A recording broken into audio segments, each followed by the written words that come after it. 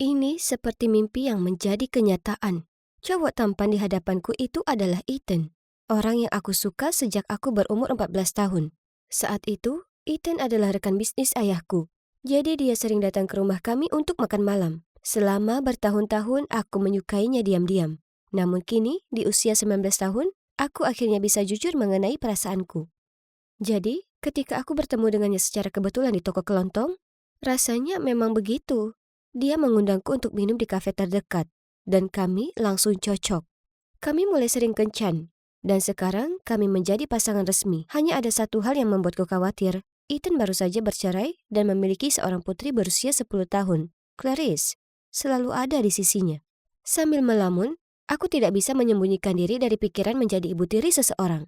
Ya ampun, aku belum ingin menjadi seorang ibu. Jangan khawatir, Clarice adalah anak yang lucu. Aku tahu kalian berdua akan akur. Clarice memberiku senyuman licik saat dia melihatku. Ikan lain terpancing. Hah? Hei, itu bukan cara yang benar. Minta maaf, sekarang. Ethan segera berkata. Clarice mengeluarkan suara keras. Lalu dengan enggan meminta maaf. Hebat. Kapan berteman dengan gadis nakal berusia 10 tahun jadi hal yang menyenangkan? Aku memahami ini lebih baik karena aku memiliki adik perempuan. Entah dia membuatku pusing atau marah padaku karena ingin permen. Dan aku yakin Clarice juga akan melakukan hal yang sama. Suatu hari, Ethan menelponku dengan panik dan mengatakan bahwa dia ada urusan mendesak. Mereka memberitahuku di saat-saat terakhir. Aku tidak punya waktu untuk mencari babysitter. Bisa bantu rawat Clarice selama beberapa hari? Apa? Aku baru saja bertemu gadis itu, dan sekarang aku harus memikirkannya selama beberapa hari? Aku masih tidak tahu harus berkata apa sementara Ethan melanjutkan. Aku akan menebusnya setelah ini. Dan kemudian, hal berikutnya yang ku ketahui, Clarice ada di depan pintu rumahku. Astaga, seseorang tolong aku. Ya, kamu tahu gadis-gadis seusia itu, seperti adik perempuanku. Aku terus mengutarakan kata-kataku sementara Mike hanya tersenyum dan sedikit menggelengkan kepalanya. Aku harus membuatnya menyukaiku untuk menyenangkan hati Ethan. Jadi, Mike sayang, bisakah kamu ikut jalan-jalan bersama kami? Serius? Tolong, bukankah kamu baik-baik saja dengan para wanita? Bagus, kamu tahu aku tidak bisa mengatakan tidak padamu. Aku membawa Clarice ke taman hiburan. Dia mengerutkan kening saat dia melihat Mike. Siapa ini? Aku tidak suka orang asing. Aku tersenyum dan berkata, ini Mike. Dia sangat keren dan aku tidak peduli. Cindy, kamu menyeretku ke dalam situasi seperti apa? Sobat, aku harus bertanya pada diri sendiri pertanyaan itu. Ini tidak seperti yang kubayangkan.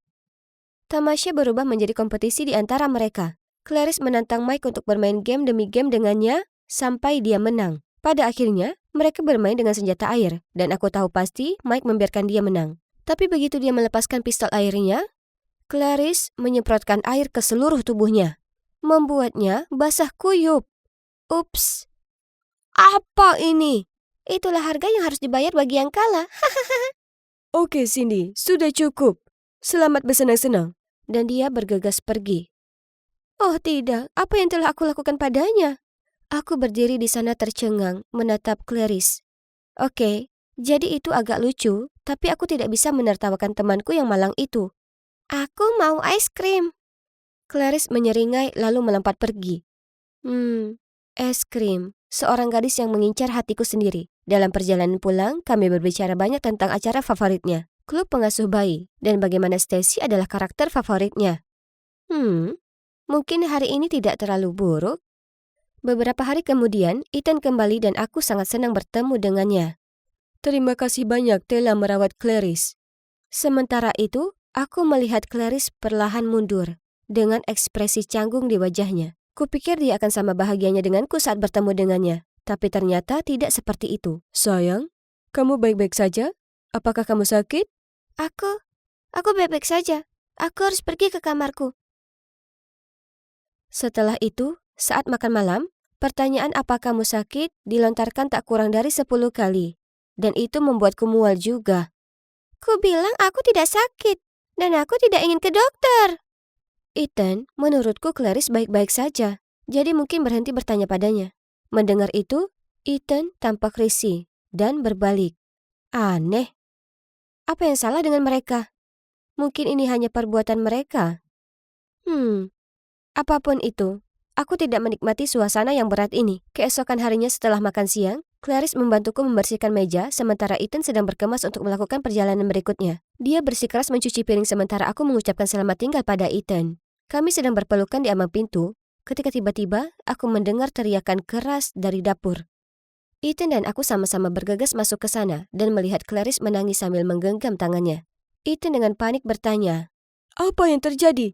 Sementara aku segera mencari kotak P3K. Aku sedang mencuci piring, tapi tanganku tidak sengaja terluka. Cindy, maafkan aku. Aku tidak berhati-hati. Tolong, jangan hukum aku. Apa? Apa yang dia bicarakan? Ethan sepertinya memiliki pertanyaan yang sama denganku.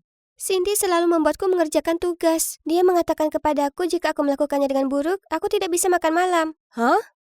Kenapa dia mengatakan hal yang tidak benar? Menjadi pucat karena kaget, aku bergumam. Tidak, itu tidak benar. Aku tidak ingin tinggal di sini. Ayah, izinkan aku pulang. Clarice menyelaku sambil menangis semakin keras. Maafkan aku, tapi aku harus pergi sekarang. Aku bahkan tidak tahu apakah kamu berbohong atau tidak. Bagaimana bisa kamu mengatakan itu padaku? Clarice berteriak. Dasar monster! Lalu dia berlari ke atas. Aku berdiri di sana tidak tahu harus berbuat apa. Otakku tidak bisa memproses apa yang baru saja terjadi. Ethan menatapku dan menghela nafas. Mengapa dia tidak mengatakan apapun? Sejujurnya, dia tidak mengira aku tega melakukan itu. Bukan? Aku memutuskan untuk mengkonfrontasi Clarice mengenai hal ini. Jadi, aku pergi ke kamarnya dan dengan tenang berkata, Clarice, kenapa kamu mengatakan itu? Kamu memaksaku melakukan semua pekerjaan rumah. Apa? Bagaimana kamu bisa berbohong seperti itu? Aku tidak akan pernah melakukan hal seperti itu. Oh, tapi apakah orang-orang akan mempercayaimu?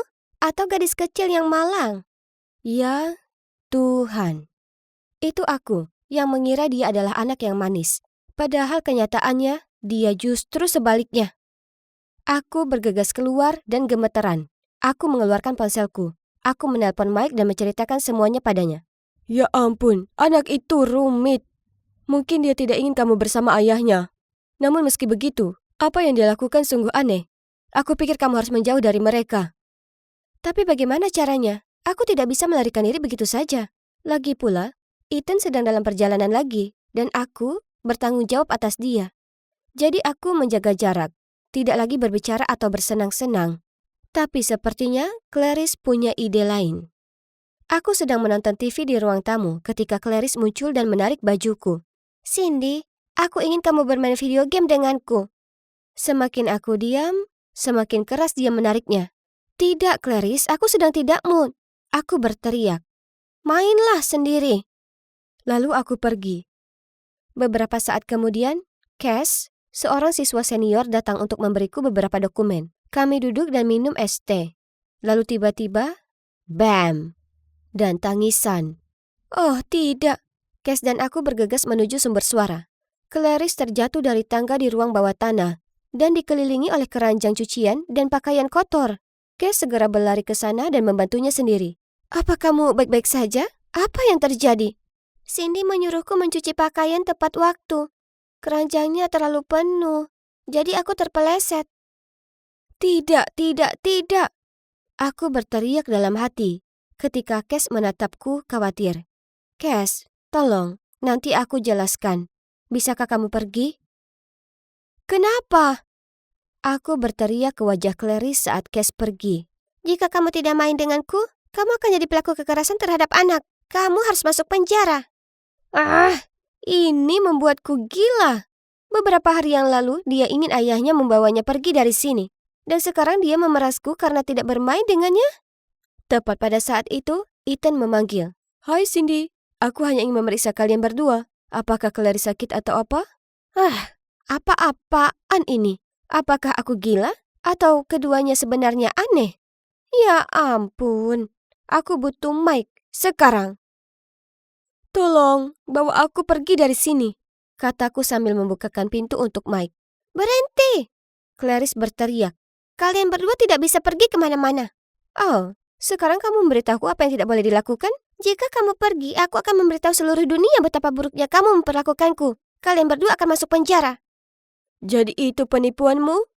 Seringannya menghilang. Dia menjadi pucat dan tergagap. Tidak, itu milik ayahku. Penipuan ayahmu? Clarice tampak bingung ketika dia menyadari apa yang baru saja dia katakan. Lalu dia segera menutupinya. Tidak ada. Mike duduk dan menatapnya dengan mata tajam. Aku berdiri di sana menunggu jawabannya. Ayahku yang membuatku. Akhirnya, Clarice mengaku.